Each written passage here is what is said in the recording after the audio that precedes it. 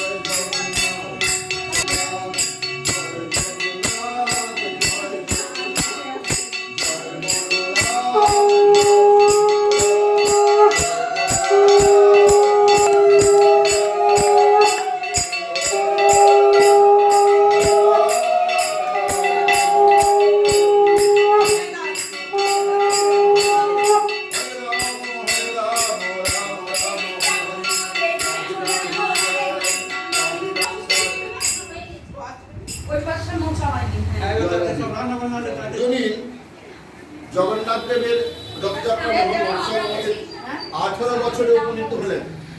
আমরা এখন নীলাচল থেকে সুন্দরাচলে এসেছি, এই মাসির বাড়ি, এবং এটা হলো গুন্ডিচা মন্দির।